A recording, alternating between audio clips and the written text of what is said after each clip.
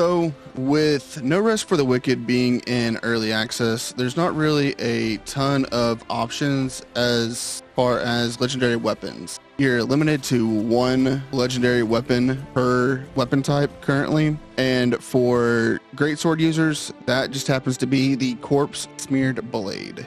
Now, this weapon can be obtained from Warwick the Torn, and if I'm being honest, this weapon's abilities are pretty badass. So the main feature about this sword is it gives you an additional 22% plague damage with every attack, which is fantastic. You also have a chance to regenerate health on damage, and you get a 25% increase to your stamina while equipping the sword. Now, it sounds easy enough to obtain it from Warwick, but I'm gonna be honest, I don't know if you have to kill him in a certain order or if you just have to find him around the map and kill him in order to get the weapon.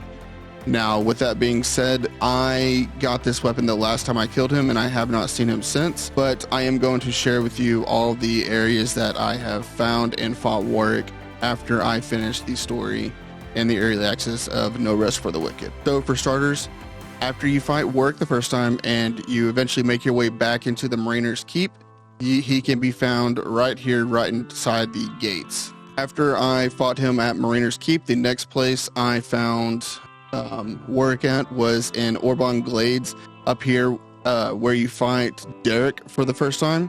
So after you do that, just come back up here at some point and he should be up here ready to fight you again. And now, speaking of the devil, as I was getting to the third place I found him, he just so happened to be here. Okay, so the third place that I found Warwick at is also right over here in the Orban Glades. I started finding him here after I beat Derek in the Black Trench. Now, the last place I was able to find Warwick at was in the Nameless Pass after I finished the story in the early access after beating the Riven Twins.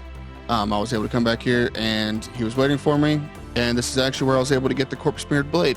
So again, I don't know if it's a random drop or if you have to beat him just a certain amount of times and it guarantees to drop it or what, but the Corpse Smeared Blade is a very good two-handed sword.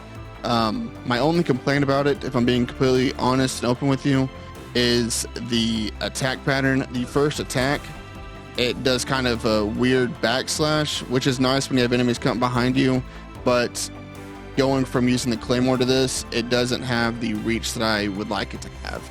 But aside from that, the sword is fantastic. Once you get that part down, you should love it. So if this video helped you, please like, comment, and subscribe. It helps me out, and I will see you on the next one.